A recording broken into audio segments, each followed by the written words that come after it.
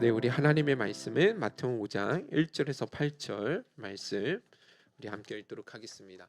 마태복음 5장 1절에서 8절입니다.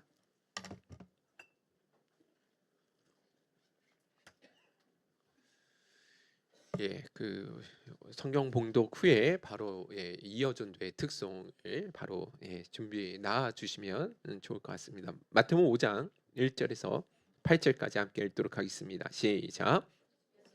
무리를 보시고 산에 올라가 앉으시니 제자들이 나온지라 입을 열어 가르쳐 이르시되 심령이 가난한 자는 복이 있나니 천국이 그들의 것이며 애통하는 자는 복이 있나니 그들이 위로를 받을 것이며 온유한 자는 복이 있나니 그들이 땅의 기업으로 받을 것이며 의에 줄이고 목마른 자는 복이 있나니 그들이 배부를 것이며 긍휼히 여기는 자는 복이 있나니 그들이 긍휼히 여김을 받을 것이며 마음이 청결한 자는 복이 있나니 그들이 하나님을 볼 것이며 아멘.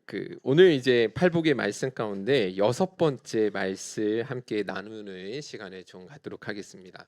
이 팔복의 말씀들은 사실 논리적인 연결성이 있다라고 제가 계속해서 반복해서 말씀을 드리고 있는데 이전에 앞선 그 말씀들이 이 마음으로 믿어지고 또 그렇게 고백되어지지 않으면 그 다음 단계로 넘어가기가 쉽지 않거든요. 그래서 여러분들도 혹여라도 한 주간 이 중간에 빠지는 그 설교를 들으시는 부분 빠지는 경우가 있다고 한다면 여러분들 꼭 시간 내셔서 여러분들 그 중간에 놓쳤던 부분들은 한 번씩 더 들어보셨으면 좋겠습니다. 자, 8절 말씀입니다. 오늘 여섯 번째 복 8절 말씀 같이 한번 읽어보겠습니다. 시작.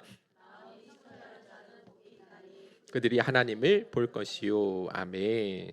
여러분들 이 말씀 한글 개역 개정 이 성경 말씀을 보면 어떤 느낌이 딱 드냐면 우리가 마음을 정말 청결하게 닦고 갈고 준비하면 그렇게 하나님을 보게 될 것이다. 이 앞선 것들이 이런 우리가 어떤 행위나 노력들이 있어야지만 하나님을 보게 되어지는 일들이 일어나게 될 것이다. 이렇게 우리가 해석하게 되어지는데 사실 여러분들 그것은 아니라는 것이죠. 여러분들 반복해서 제가 좀 말씀을 드리는 것은 여러분들 심령이 가난한 자의 첫 번째 복이 심령이 가난한 자의 복이고 마지막이 의리 위하여 핍박받는 자의 행복이거든요. 자, 그런데 이 팔복에 나오는 모든 말씀들은 여러분들 결코 우리 인간이 스스로 만들어낼 수 있는 기준이나 성품이 아니라는 사실을 여러분들 꼭 기억하셨으면 좋겠습니다.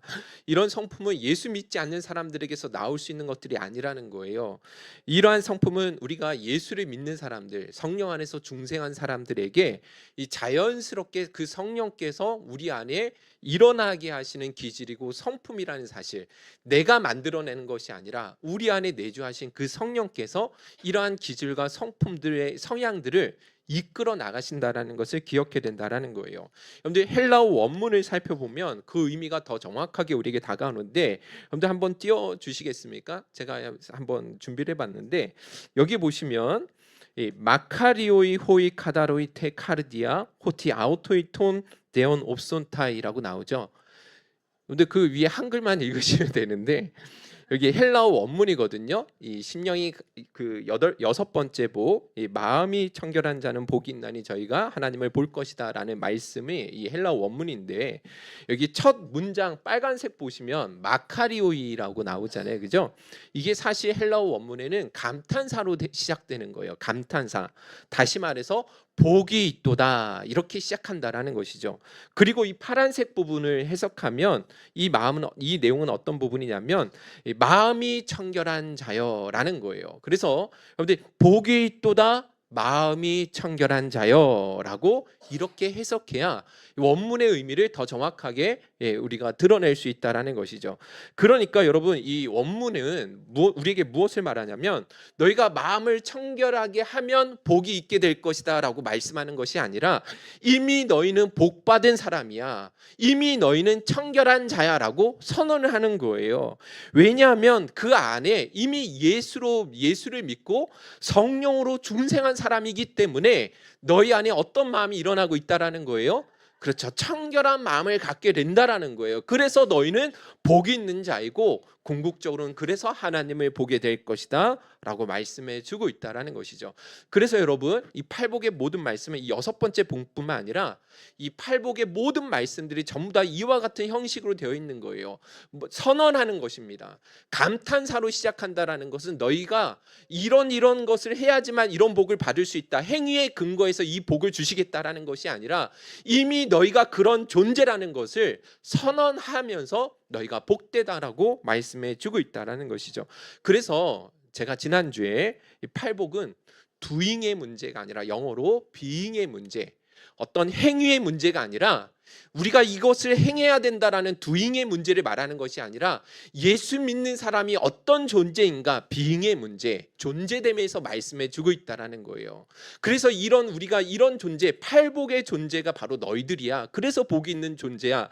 그러면 어떻게 살아야 되는가에 대해서는 이후에 나오는 산상수훈의 말씀들을 통해서 이제 우리가 나누게 될 거라는 것이죠. 자, 이런 부분에서 여러분들이 꼭 기억하셨으면 좋겠고요. 자, 그리고 또 한 가지, 오늘 이 6번째 복에 대해서 여러분들이 기억하실 때 예수님께서 말씀하신 청결함이라는 것은 의식적인 청결함이 아니라는 사실을 기억해야 된다라는 거예요. 무슨 청결함이 아니라고요? 의식적인 청결함이라고 생각해서는 안 된다라는 거예요. 여러분들 구약 성경이나 신약 성경에도 마찬가지지만 이 예수님께서 말씀하신 청결함은 두 가지 의미를 담고 있었습니다. 한번 띄워 주시겠습니까? 첫째는 의식적인 정결함이 있고요. 두 번째는 무슨 정결함이 있어요? 도덕적인 의미에서 청결함에 대해서 말씀해 주고 있습니다. 여러분들, 의식적인 청결함이란 뭔가? 여러분들 레위기나 여러분들 출애굽기에 보면 이 율법을 하나님께서 주실 때 하나님께서 율법을 주시면서 무엇은 해야 되지만 또 무엇은 하지 말라는 말씀이 있죠. 그죠? 지켜야 될 것과 지키지 말아야 될 것들이 있다라는 거예요. 이런 제의법이나 의식들을 지키면 거룩하게 되지만 그것을 지키지 못하게 되어지면 부정하게 되어지는 것, 정결하지 못하게 되어진다라는 것입니다. 예를 들어서 여러분들 레위기에 보시면 이 정결한 짐승과 정결하지 않은 부정한 짐승이 있어요. 그래서 정결한 짐승은 먹을 수 있지만 부정한 짐승은 먹지 말라고 하셨잖아요. 그죠? 이런 것들을 지키면 뭐 하게 되는 거예요? 우리도 정결해질 수가 있다라는 것이죠.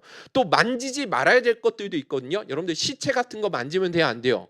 안 되잖아요. 구약의 율법에 보면 시체는 만지지 말라고 하셨거든요. 부정하기 때문에 그 부정한 것을 만지면 너도 부정하게 되어질 것이다, 정결하지 못하게 될 것이다 라고 말씀하신다라는 것입니다.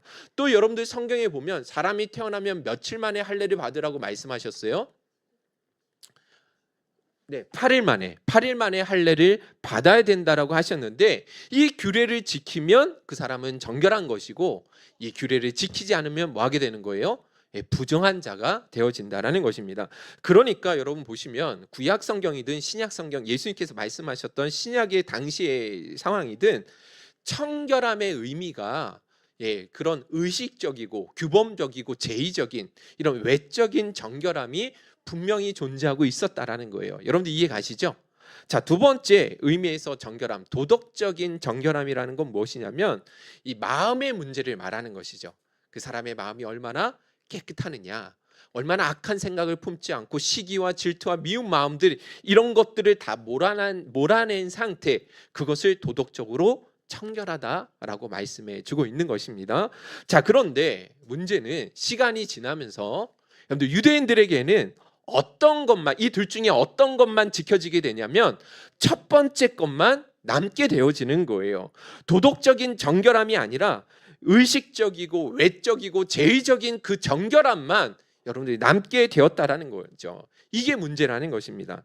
여러분들 사실 하나님께서 모세 율법을 통해서 여러 가지 규례를 주신 것은 그 율법과 규례 안에 담겨진 그 의미와 정신을 지켜야 된다라고 말씀하시는 것이지 이 외적인 어떤 그런 것들이 중요한 부분이 아니었거든요. 그런데 유대인들은 시간이 지나면서 하나님이 주신 그 율법의 참된 의미와 정신을 잃어버리고 깨닫지 못하고 뭐만 붙든 거예요? 행위적인 의식적인 법만 여러분들 남게 되었다라는 것입니다. 여러분들 우리 안에도 이런 예가 있을 수 있어요. 예를 들어서 8월 15일 광복절이죠. 국가 공휴일이란 말이에요. 근데 이 8월 15일을 광복절, 이 국가 공식 기념일로 제정했을 때 당시에 어떤 마음으로 국가 공식 기념일로 제정했을까요? 8월 15일 해방에 대한 기쁨이 있었잖아요. 그죠? 그리고 자주 국방과 독립에 대한 어떤 이런 것들이 너무너무 중요하다는 것을 깨달았기 때문에 이것을 기념하기 위해서 분명히 제정했다라는 거죠. 그런데 지금은 여러분들 8월 15일에 그 광복절의 참된 의미와 그 정신을 우리가 알고 지키고 있습니까? 8월 15일 하면 무슨 날이에요? 직장인들에게. 그렇죠. 야, 우리가 드디어 해방하는 날이다. 우리에게 자유와 독립이 이렇게 중요한 거야 라고 하면서 8월 15일 보내는 사람 있어요, 없어요? 그런 사람 별로 없다라는 거예요. 예, 이것이 바로 그 정신과 의미는 사라지고 뭐만 남는 거예요? 이 껍데기만, 형식과 외식만 남게 되어지는 일들이라는 것이죠. 예수님 시대에도 마찬가지였다라는 거죠. 당시 유대인의 청결함에 대한 기준이 행위나 의식의 정결함을 말하는 것이었다라는 거예요. 그 사람의 마음의 상태가 어떠하든지 상관없이 그 사람이 이 행위를, 이 율법을 지키고 있느냐 그렇지 않느냐를 가지고 뭐 하는 거예요? 그 사람의 거룩함을 평가했다라는 것입니다. 마가복음 7장 1절에서 5절 한 아주 구체적인 신뢰를 한번 읽어보도록 할게요. 시작. 인간들 중에 몇이 예루살렘에 와서 예수께 모여들었다가 그의 제자 중 몇 사람이 부정한 손, 곧 씻지 아니한 손으로 떡 먹는 것을 보았더라. 바리새인들과 모든 유대인들은 장로들의 전통을 지켜 손을 잘 씻지 않고서는 음식을 먹지 아니하며 또 시장에 돌아와서도 물을 뿌리지 않고서는 먹지 아니하며 그 외에도 여러 지켜오는 것이 있으니 잔과 주발과.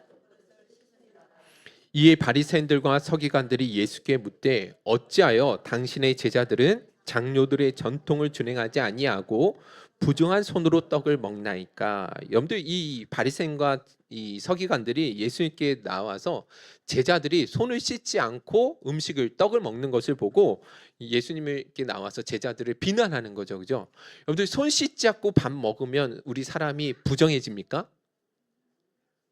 지금 그래요? 손 씻지 않고 밥을 먹으면 거룩해지지 않고 더러워지는 겁니까? 우리가? 아니잖아요. 그죠? 안에서 밖에서 안으로 들어가는 게 더러운 게 아니라 우리 안에서 밖으로 나오는 게 더러운 거잖아요. 먹는 거는 문제가 아니란 말이에요. 그런데 당시 유대인들은 이 사람이 부정하다, 부정하지 않다. 이 사람이 정결한 사람이야, 정결하지 않은 사람이야. 이것을 어떤 기준을 가지고 평가하는 거예요? 그렇죠. 외적인 조건들. 손을 씻고 먹느냐 그렇지 않느냐, 무슨 규칙을 지키느냐 지키지 않느냐, 이것을 가지고 그 사람을 뭐 했다는 거예요? 평가했다라는 것입니다. 자, 그런데 여러분 문제는 뭐냐면 오늘날 우리 그리스도인들도 얼마든지 이와 같은 함정에 빠질 수 있다라는 것입니다. 여러분들 생각해 보세요. 교회에 다니는 우리 성도님들이, 많은 성도님들을 교회 안에서 보잖아요. 그죠? 자, 그러면 야, 저분은 정말로 거룩하고 정결하고 영적인 사람이야 라는 것을 무엇을 보고 평가하게 됩니까? 일반적으로 여러분들 그 사람의 마음을 보고 평가할 수 있어요, 없어요? 그게 잘 안 돼요. 왜냐하면 우리는 그 마음의 중심을 제대로 보지 못하기 때문에 그런 거예요. 그래서 우리 인간은 항상 어떤 연약함이 있냐면 외적인 것들을 보고 그 사람의 거룩함을 평가할 수밖에 없는 거예요. 이 사람이 가지고 있는 직분이 무엇인지, 그 사람이 행하고 있는 종교적인 어떤 그 행위들이 무엇인지를 가지고 우리는 이 사람이 정결한 사람이야, 영적인 사람이야 라고 평가할 수밖에 없다라는 것입니다. 여러분들 여기 사진 하나 보여주시면, 사진 하나 보여주세요. 우리 행복생교회죠? 아닙니까? 네. 우리 교회 아닙니다. 네. 엄청 교회가 크잖아요, 그죠? 근데 저 뒤에 하얀색 가운 입은 사람들이 누구죠? 네, 성가대인데 제가 이렇게 한번 세봤어요. 그랬더니 한 300명이 좀 넘더라고요. 성가대만 300명이 넘고요. 여기 이제 까만색을 입으신 분들은 누구냐면 목사님들. 그러니까 지금 이 자리가 무슨 자리예요? 총회인 거죠, 총회. 자, 이렇게 목사님들과 이렇게 함께 예배를 드리는데 그 앞에서 그 성찬식을 집례하시는 가운 입고 계신 강단에 계신 목사님 보이시죠, 그죠? 이분은 어떤 목사님일까요? 목사님 중에 목사님, 거룩함 중에 거룩함이 될 수 있는, 옛날 구약시대 말하면 대제사장인 거죠. 그죠? 예, 목회자 제사장 다 앞에 놓고 이렇게 집례를 하고 있는. 자, 그러면 여러분들 이런 모습을 보면 이 가운데 집례를 드리고 계신 이 총회장 되시는 이 목사님이 거룩하다라고 이야기할 수 있어요, 없어요? 우리가 보기에는 엄청 거룩해 보인다라는 거예요. 가장 거룩하고 성결한 사람이 당연히 저 강단에서 말씀을 전하고 또 그렇게 성찬식을 집례할 수 있다라고 우리는 이런 외적인 것을 보고 평가할 수밖에 없다라는 것이죠. 자, 그런데 여러분들 마찬가지입니다. 여러분, 우리는 직분을 보게 돼요. 그분이 교회 장로님이시고 권사님이시고 목회자라고 한다면 더군다나 더 나아가서 그분이 새벽 기도를 하루도 빠지지 않고 섬기고 계시고 교회 성가대랑 교사랑 차량 봉사랑 이것저것 봉사하고 계시다고 한다면, 야, 이 사람은 정말 하나님 앞에 열심을 내시는 영적이시고 거룩한 분이야라고 우리는 평가할 수 있다라는 것이죠.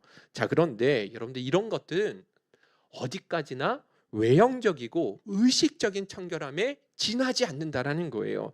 그 사람의 마음이 어떠한지를 알지 못한다고 한다면 아무리 겉으로 드러나는 보이는 부분들이 이 철저하게 하나님의 말씀에 다 순종하며 나가는 것 같아 보인다 할지라도 그 마음을 알지 못하면 제대로 평가하는 것이 아니라는 것입니다.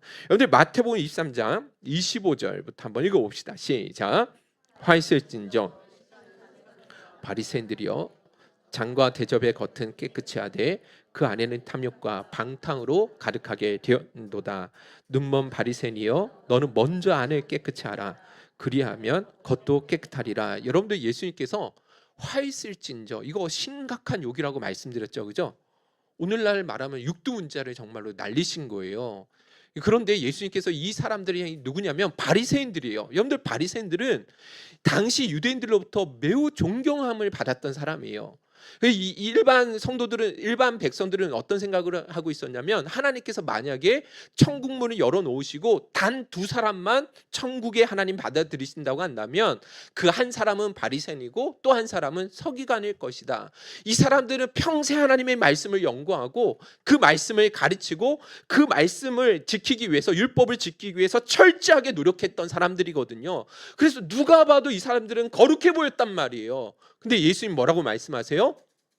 화 있을진저 하면서 오히려 뭐라고 말씀하고 있냐면, 그들을 향해서 그 안에는 탐욕과 방탕으로 가득하게 되었도다라고 저주를 내리고 계신다라는 거예요. 그런데 27절 28절 계속 읽어보도록 하겠습니다. 시작. 화 있을진저 외식하는 서기관들과 바리새인들이여, 회칠한 무덤 같으니 겉으로는 아름답게 보이나 그 안에는 죽은 사람의 뼈와 모든 더러운 것이 가득하도다. 28절. 이와 같이 너희도 겉으로는 사람에게 옳게 보이되 안으로는 외식과 불법이 가득하도다. 아멘. 27절에 보시면 서기관들과 바리새인들을 향해서 뭐라고 말씀하세요? 회칠한 무덤과 같다라고 이야기를 하세요. 누가 봐도 거룩해 보이는 사람인데 예수님이 보실 때는 회칠한 무덤. 여러분들, 회칠한 무덤이라는 것은 여러분들 우리처럼 이렇게 땅 속에 묻는 것이 아니라 동굴 안에 묻잖아요. 그러면 거기에다가 뭘 칠해요? 회칠을 한단 말이에요. 하얗게 칠한단 말이에요. 그래서 되게 거룩해 보이지만 사실 그 무덤 안에는 뭐만 있어요? 시체, 썩는 냄새, 더러운 것들이 가득하잖아요. 그게 누구와 같다라는 거예요? 바리새인과 서기관 같다라고 말씀하신다라는 것입니다. 그러니까 여러분 꼭 기억하셔야 됩니다. 절대 우리가 누군가를 평가할 때 외적인 모습만 보고 평가해서는 안 된다라는 거예요. 바르게 분별하셔야 된다라는 것입니다. 그 사람이 어떤 직분을 가지고 있는지, 교회 안에서 어떤 봉사를 하고 있는지, 어떤 형태의 이런 모습들이 있든지 간에 종교적인 행위만으로 그 사람을 함부로 평가해서는 안 된다라는 것입니다. 여러분들, 그래서 하나님은요, 이런 의식적이고 외적인 것들을 하나님은 중요하게 여기신 것이 아니라는 거예요.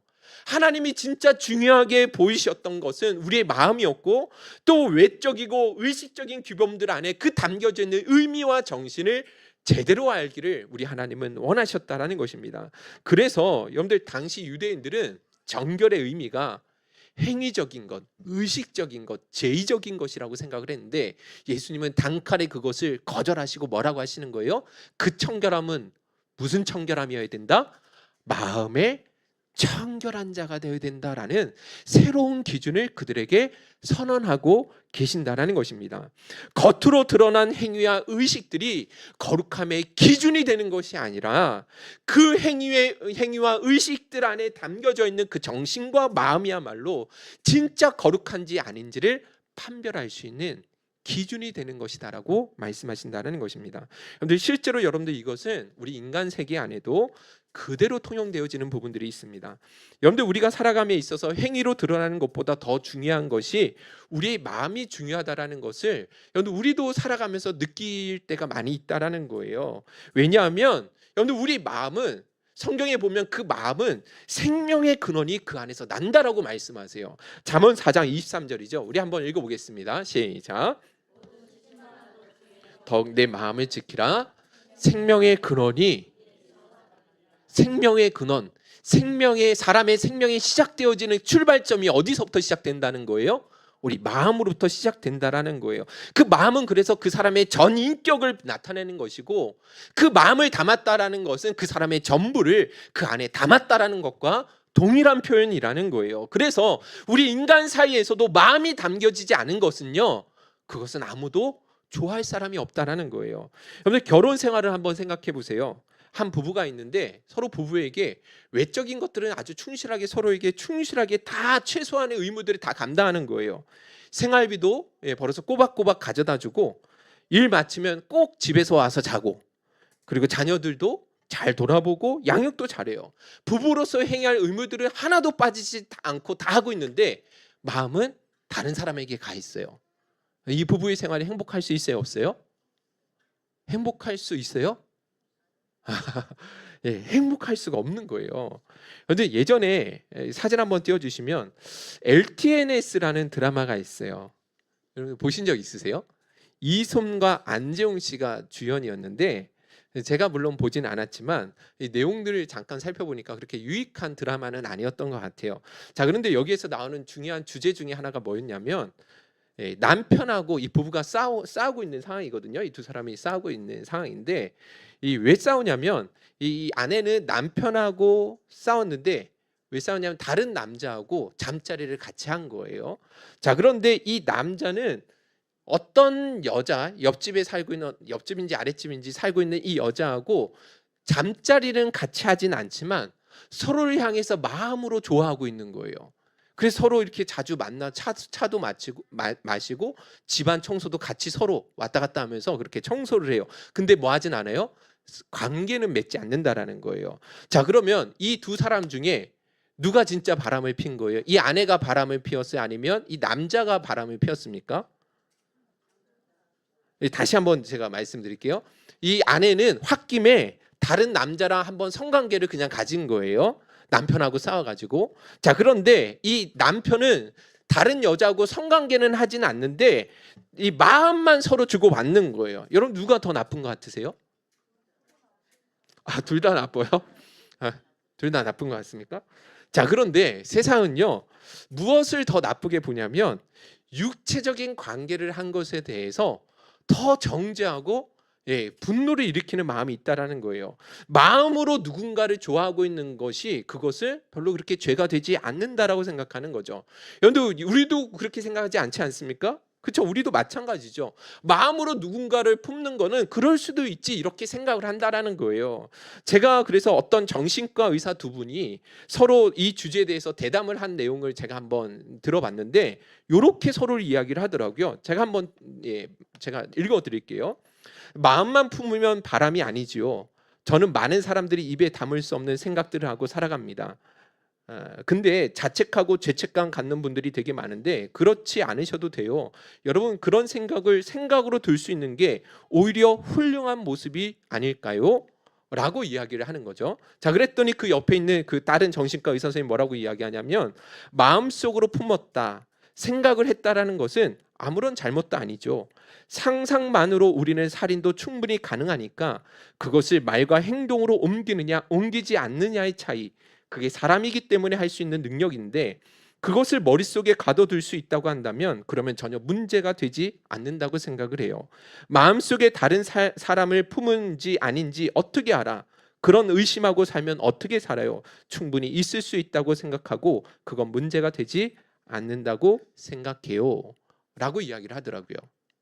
이해 가시죠? 그죠? 자, 그러니까 여러분들 세상 사람들은 어떤 무언가를 평가할 때 그 사람의 마음보다 뭘 중요하게 여긴다는 거예요? 행위를 더, 외적인 것들을 더 중요하게 여긴다라는 것을 일반적인 상식이라는 것입니다. 자, 그런데 성경은 뭐라고 말씀하고 있냐면 겉으로 드러난 그 행위보다 무엇이 더 중요하다는 거예요? 마음이 더 중요하다라고 말씀하신다라는 거예요. 그래서 여러분들 이 마음을 주고받는 것이 오히려 외적으로 드러난 그 어떤 죄보다 훨씬 더 큰 죄가 된다라고 오늘 우리에게 가르쳐주고 있다라는 것입니다. 그러니까 제가 여러분들에게 말씀드리려고 하는 이 요점은 이것입니다. 하나님이 우리에게, 하나님의 백성들에게 진짜 원하시는 것은 단순히 외적인 것들을 의식적으로 지켰느냐 지키지 않았느냐 그것이 아니라는 거예요. 그 사람의 마음 가운데 얼마나 그 마음을 담아냈느냐 없느냐 이것을 중요하게 여기신다라는 것입니다. 그래서 여러분 율법의 계명들이 많잖아요. 율법의 계명이 되게 많거든요. 근데 그 계명을 다 합쳤을 때 가장 중요한 계명을 하나님이 알려주셨는데 그 계명이 무엇이냐? 신명기 6장 5절입니다. 다 같이 한번 읽어보겠습니다. 시작. 다하고 뜻을 다하고 힘을 다하여 내 하나님을 여호와를 사랑하라. 여러분들 율법 출애굽기 레위기 보면 수많은 규례들이 있잖아요. 근데 그 율법들과 수많은 규례들을 다 합쳐놓으면 뭘 달라는 거예요? 마음을 달라는 거예요.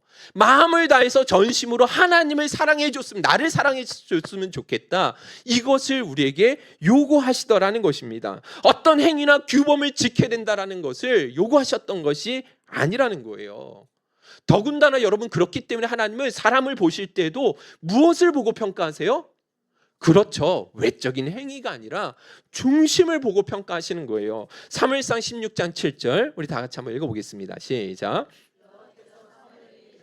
그의 용모와 키를 보지 말라. 내가 이미 그를 버렸노라.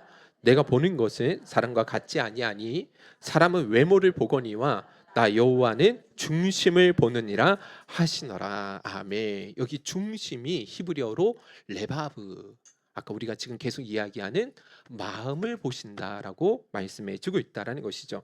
하나님이 정말로 중요하게 보시는 것은 우리의 외적인 행위나 조건들이 아무리 훌륭하고 출중해 보인다 할지라도 하나님은 그 마음의 중심이 어떠한지를 보시고 하나님은 평가하신다라는 것입니다. 근데 이스라엘 백성들의 태도가 어땠다라는 거예요? 뭐만 지켜요? 행위만 지킨다라는 거예요. 내가 이런 제의와 이런 제사들을 하나도 빠짐없이 다 드리고 있는데 뭐가 문제가 되냐라는 거죠. 예수님 시대도 마찬가지였습니다. 예수님께서 그들을 책망하실 수밖에 없었던 것은 그들에게 어떤 행위가 부족해서가 아니라는 거예요. 그 안에 진짜 하나님이 중요하게 여기시는 마음이 담겨져 있지 않기 때문에 하나님이 책망하시는 거예요. 마가복음 7장 5절에서 6절 다 같이 한번 읽어보겠습니다. 시작. 이에 바리새인들과 서기관들이 예수께 묻되 어찌하여 당신의 제자들은 장로들의 전통을 준행하지 아니하고 부정한 손으로 떡을 먹나이까? 이르시되 이사야가 너희 외식하는 자에 대하여 잘 예언하였도다. 기록하였으되 이 백성이 입술로는 나를 공경하되 마음은 내게서 멀도다. 입술은 공경한다라는 건 외적인 율법은 뭐 한다는 거예요? 다 지켜 행한다라는 거예요. 그런데 뭐 하지 않아요? 진짜 그 마음을 중심으로 하나님을 바르게 섬기는 것은 아니라는 거예요. 그런데 이 바리새인들이 얼마나 열심히 특심이었는지 아시죠? 율법에 없었던 세부적인 규칙들, 그걸 장로들의 전통이라고 하거든요. 율법 하나가 있다고 한다면 그들이 그 안에 그것을 더 잘 지키기 위해서 여러 가지 세부 규정들을 자기들이 만들어냈어요. 그 중에 손 씻는 것도 바로 그 중에 하나인 거죠. 자, 그런데 그렇게 열심히 율법을 지켜 행했는데 정작 중요한 마음은 하나도 그 안에 담겨져 있지 않다라는 것입니다. 이게 가장 심각한 문제라는 거예요. 근데 제가 이것을 말씀드리는 것은 오늘 이 말씀이 우리에게도 해당하기 때문에 그렇다라는 거예요. 왜냐하면 우리도 얼마든지 입술로는 주님을 공경한다라고 이야기할 수 있지만 정작 중요한 마음은 하나님 앞에 드리지 못하고 있을 때가 너무 많이 있기 때문에 그렇다라는 것입니다. 여러분들 한 가지만 예를 들어볼게요. 여러분들 우리가 살아가는 동안에 누군가를 미워해요. 엄청 미워요. 그 사람 꼴도 보기가 싫어요. 그래서 도무지 용서하지 못하고 그냥 담을 쌓고 살아가는 거죠. 여러분들 그런 사항들이 있잖아요. 가정에서든지 교회 안에서든 직장에서든지 그런 사람이 있을 수 있잖아요. 그죠? 자, 그런데 성경은 뭐라고 말씀하고 있는지 아세요? 용사라고 하시잖아요. 품으라고 하신단 말이에요. 불쌍히 여기시래요. 마음과 뜻과 정성을 다해서 하나님을 사랑하는 것처럼 너희도 서로 뭐하라? 그렇게 사랑하라는 거예요. 그렇게 서로 중심으로 용서라고 말씀하신다라는 거죠. 그런데 우리는 뭐 하진 않아요? 그렇죠. 그 하나님의 뜻은 저버리는 거예요. 그 마음을 온전히 담지 않아요. 그 대신에 무엇으로 위안을 삼냐면 그래도 나는 예배를 드리고 있잖아. 그래도 나는 열심히 기도 생활은 하잖아. 열심히 그래도 나는 포기하지 않고 끊이지 않고 계속해서 봉사는 하고 있잖아. 그래도 나는 성경을 읽고 있거든요. 그러면서 뭐 하는 거예요? 위안을 삼고 있다라는 거예요. 행위적인 신앙생활의 종교적인 행위생활은 다 하고 있지만 정작 중요한 하나님 사랑과 이웃을 향한 그 사랑의 마음은 뭐 해버린 거예요? 빠져버리고 있다라는 것이죠. 오늘 또 한 가지만 더 예를 들어볼게요. 오늘 우리가 주일 예배를 드렸잖아요. 자, 그런데 이렇게 주일을 제외한 나머지 시간은 전부 누구 거예요? 내 것이 되는 거예요. 마음대로 사는 거죠. 내가 하고 싶은 일, 놀고 싶은 일 마음껏 하는 것입니다. 그러면서 어떤 마음을 가지고 있냐면 우리에게 이런 마음이 있는 거예요. 하나님, 저 예배 드렸으니까 다른 것 가지고는 저한테 뭐라고 하지 마세요. 제가 진짜 힘들게 오늘 예배 드린 거거든요. 진짜 가기 싫었는데 그래도 예배를 드렸으니까 한 주간은 내가 어떻게 살든지 다른 사람들을 향해서 내가 어떤 마음을 가지고 품든지 간에 그걸 가지고 저한테 뭐라고 하시면 안 됩니다 라고 그렇게 생활을 하고 있는 거죠. 이런 태도가 입술로는 우리가 공경하고 있지만 마음은 먼 상태를 말씀해 주고 있다라는 것이죠. 그런 자들을 향해서 우리 주님이 뭐라고 말씀하시냐면 마태복음 23장 23절을 제가 더 쉽게 이해하시라고 새 번역본으로 읽어보도록 하겠습니다. 시작. 율법학자들과 바리새 사람들아, 위선자들아, 너에게 화가 있다.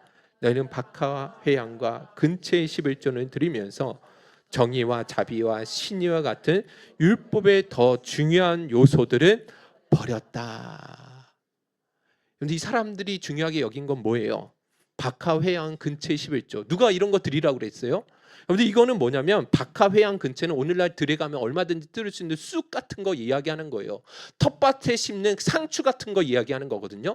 근데 그런 거 소득의 11조를 드리라고 했지 언제 이거 드리라고 했습니까? 근데 이 사람들은 이것조차도 철저하게 지켰거든요. 근데 뭘 버렸어요? 더 중요한 그 율법 안에 담겨져 있는 진짜 정신, 그 마음은 뭐 하는 거예요? 자비와 정의와 신의와 진짜 하나님 앞에 하나님이 원하시는 그 모든 것들은 모른 척 지나버리고 있다라는 것입니다.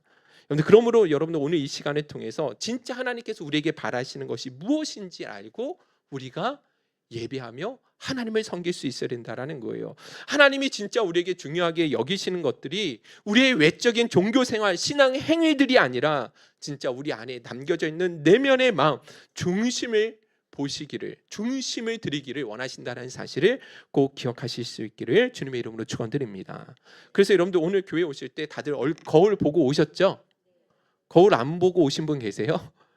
다 보고 오시잖아요, 그죠? 네. 근데 우리가 교회 올 때 거울을 보듯이 항상 우리는 뭘 볼 수 있어야 돼요?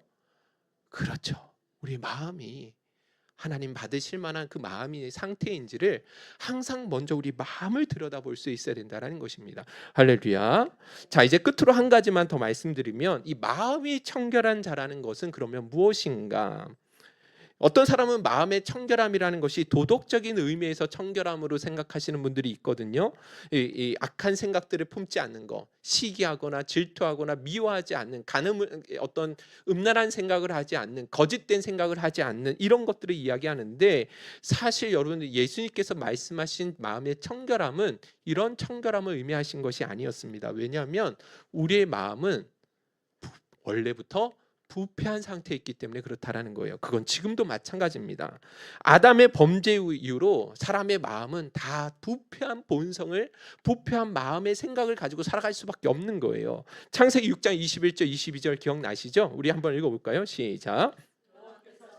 제약이 세상의 가득함과 그의 마음으로 생각하는 모든 계획이 항상 악할 뿐임을 보시고 당의 사람 지으셨으며 한탄하사 마음에 근심하시고. 하나님의 근심 무엇이냐면 아담의 타락 이후에 인간의 생각하는 모든 생각과 계획이 뭐하다라는 거예요? 악하다라는 거예요. 다른 사람 이야기 하시는 게 아니라 오늘 우리들을 이야기하시는 거예요. 예레미야 17장 9절 한번 읽어볼까요? 시작. 만물보다 거짓되고 심히 부패한 것은. 그렇죠. 여러분들, 우리 마음을 자랑할 수 있는 사람이 아무도 없어요.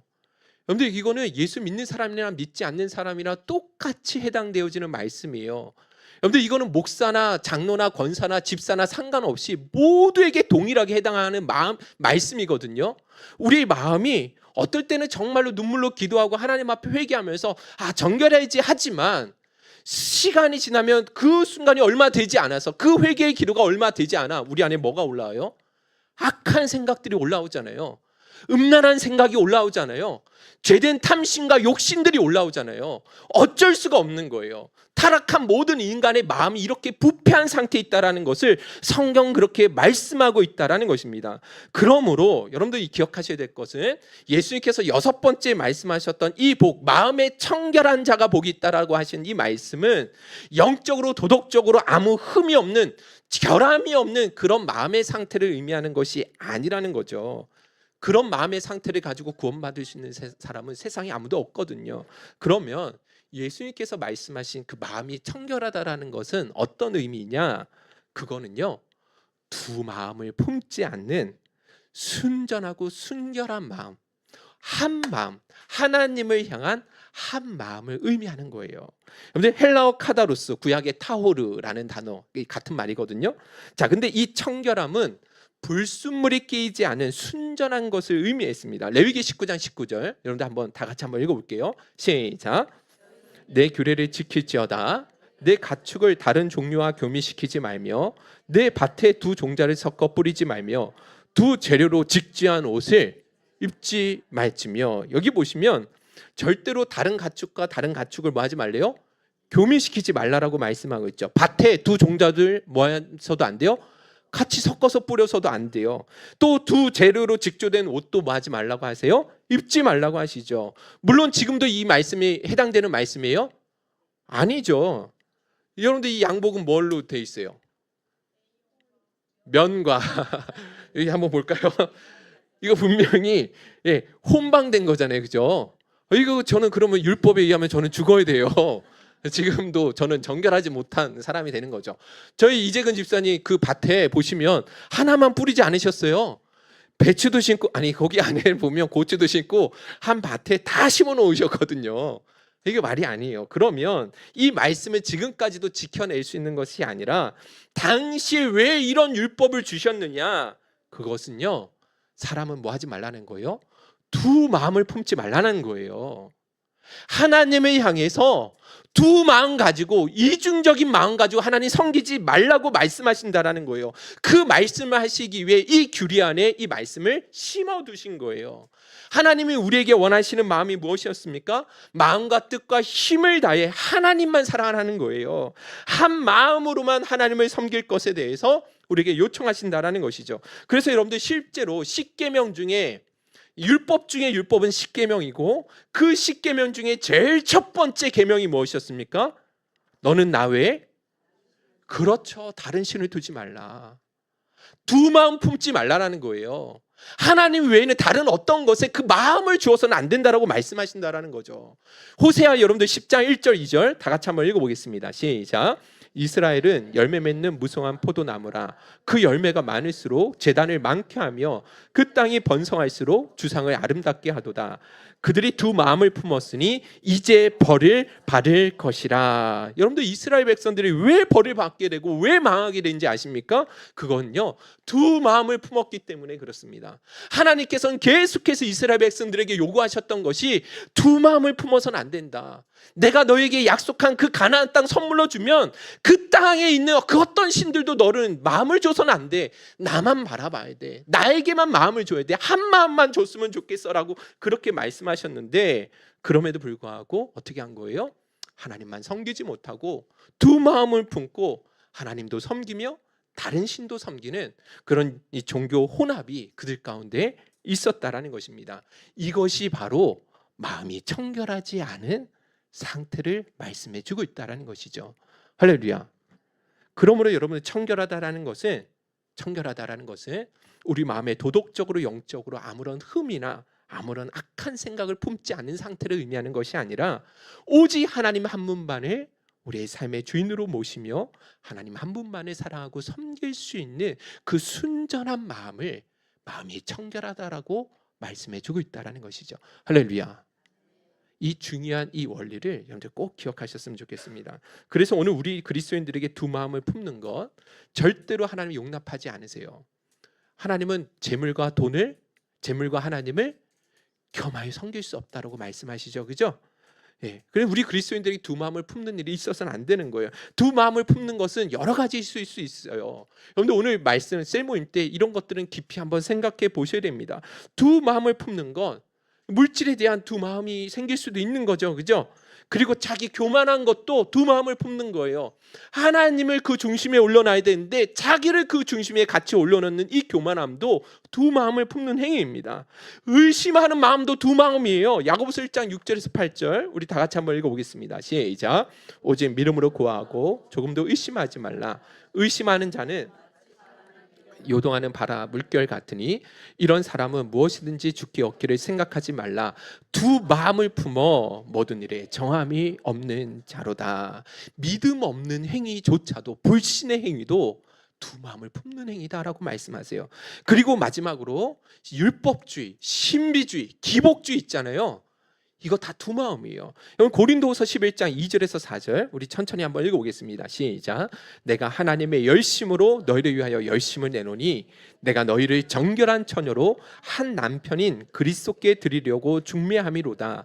그러나 나는 뱀이 그 관계로 하와를 미혹한 것 같이 너희 마음이 그리스도를 향한 그 진실함과 깨끗함에서 떠나 부패할까 두려워하노라. 여러분들 사도 바울은 진짜 중매장이가 되어서 신실한 정결한 처녀로서 하나님과 그리스도와 함께 중매 맺게 하고 싶은데 자꾸 마음이 너희들이 그 마음에서 순결한 마음에서 떠나가려고 한다라는 거예요. 그 순결한 마음이 뭐라고 말씀하고 있냐면 4절 우리 다 같이 한번 읽어보겠습니다. 시작.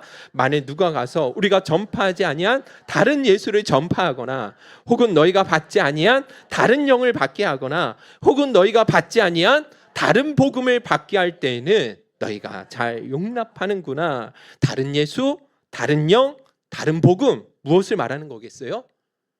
예수 믿으면 너 다 잘 될 거야. 예수 믿으면 부자 되고 예수 믿으면 너 모든 그 질병들 다 낫게 되고 예수 믿으면 만사형통돼. 너 예수 믿어봐. 번영신학, 기복주의 이런 것들이 다 두 마음인 거예요.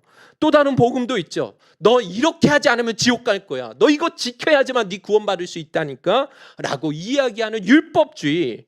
이거 다 두 마음인 것입니다. 신비한 체험, 신비한 은사들을 추구하면서 그것만을 쫓아 행하려고 하는 그 모든 신비주의, 이 모든 다른 영들을 추구하는 마음들, 이 모든 것들이 두 마음을 품는 행위다라고 말씀해 주고 있다라는 것이죠. 그런데 이것을 우리는 신앙생활에 단호하게 떨쳐낼 수 있어야 된다는 것입니다. 우리에게는 단 한 가지의 복음, 단 하나의 영, 단 하나의 예수만 있을 뿐이지 다른 복음, 다른 예수, 다른 영이 섞여서는 안 된다는 것입니다. 할렐루야. 오늘 저와 여러분들이 진짜 우리에게는 예수만이 소망이고 예수님을 통해서만이 구원받을 수 있으며 예수를 믿음으로만 우리가 의롭다함을 받을 수 있는 이 참된 복음을 여러분들 끝까지 신뢰하시면서 마음이 청결한 자의 그 참된 복을 누리실 수 있기를 주님의 이름으로 축원드립니다. 할렐루야. 오늘 주신 말씀 붙들고 우리 하나님 앞에 찬양하고 결단 기도 드리도록 하겠습니다. 이 찬양의 가사 속에 여러분들 우리의 마음을 담아서 우리 하나님 한 분밖에는 내 삶의 주인이 없습니다. 내가 의지하고 바라볼 분은 우리 주님밖에 없습니다라는 그 믿음의 고백을 주님 앞에 드리며 나갔으면 좋겠어요. 우리 찬양 같이 함께 하도록 하겠습니다.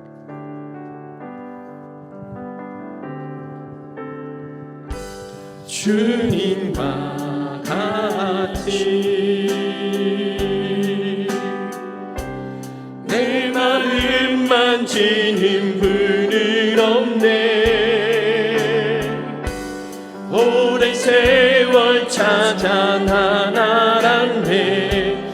내게 주밖에 없네. 우리 처음부터 한 번 더 찬양합시다. 주님과 같이, 주님과 같이 내 마음 만지는 분은 없네. 오랜 세월 찾아 난 알았네. 내게 주밖에 없네. 주잡이 강같이 흐르고 주 손길 치료하네. 고통받는 자녀 품으시니 주밖에 없네. 주님과 같이 내 마음 만지는 분은 없네. 오랜 세월 찾아 난 알았네. 내게 주밖에. 우리 처음부터 한 번만 더 고백하며 나가도록 하겠습니다. 주님과 같이, 주님과 같이 내 마음 만지는 분은 없네. 오랜 세월 찾아 난 알았네. 내게 주밖에. 우리 믿음으로 선포합니다. 주잡이 강같이 흐르고, 주잡이 강같이 흐르고 주 손길 치료하네. 고통받는 자녀 품으시니 주밖에 없네. 아멘. 주님과 같이, 주님과 같이 내 마음 만지는 분은 없네. 오랜 세월 찾아 난 알았네. 내게 주밖에 내가 원하는 한 가지, 주님의 기쁨이 되는 것. 내가 원하는 한 가지, 주님의 기쁨이. 겸손히 내 마음 드립니다. 겸손히 내 마음 드립니다. 나의 모든 것 받으소서.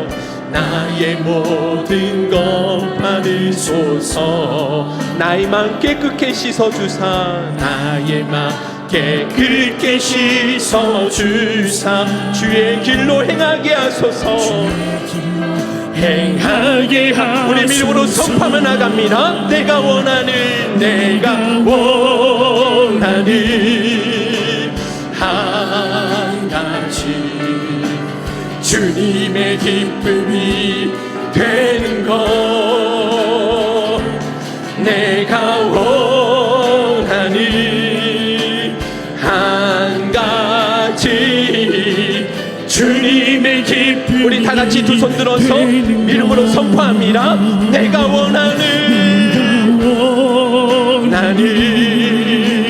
한 가지, 주님의 기쁨이 되는 것. 내가 원하는 한 가지, 주님의 기쁨이 되는 것.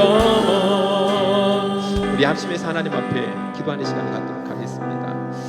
하나님이 우리에게 원하시는 것은 우리의 마음인데 여전히 우리는 행위만을 붙들고 있고 껍데기만을 자랑하는 삶을 살아왔던 것은 아닌지 돌아보셨으면 좋겠습니다. 하나님께서 우리에게 진짜 원하시는 것은 우리의 온전한 마음, 한 마음으로 하나님을 섬기는 것이었지, 그럼에도 불구하고 우리는 하나님을 사랑하고 섬기는 것이 아니라 두 마음을 품고 그렇게 주님을 따를 때가 많이 있었다라는 것입니다. 그러므로 여러분도 오늘 이 시간 우리가 하나님 앞에 좀 기도할 때 우리의 부족함과 허물과 연약함이 분명히 있지만 그러므로도 우리의 중심만큼은, 우리 마음만큼은 주님을 사랑하고 있는 줄 우리 주님이 더 잘 알고 계신 줄로 믿습니다. 오늘 이 시간 우리가 하나님 앞에 결단할 때 하나님 우리 안에 이제는 더 이상 세상이 헛된 것들, 헛된 우상 앞에 우리의 마음이 빼앗기지 아니할 수 있도록 도와주옵시고, 우리 안에 있는 모든 교만과 탕욕과 불신과 그 어떤 율법주의와 기복주의, 신비주의 이런 것들 다 벗어버릴 수 있도록 주여 도와주옵소서. 우리의 평생에 살아가는 날 동안에 하나님을 더욱 사랑하고 예수님만을 자랑하고 예수 그리스도께서 주시는 그 의만을 붙들며 살아갈 수 있는 삶이 되게 하여 주옵소서. 우리 주여 한번 부르신 후에 기도하며 결단하며 나가도록 하겠습니다. 주여.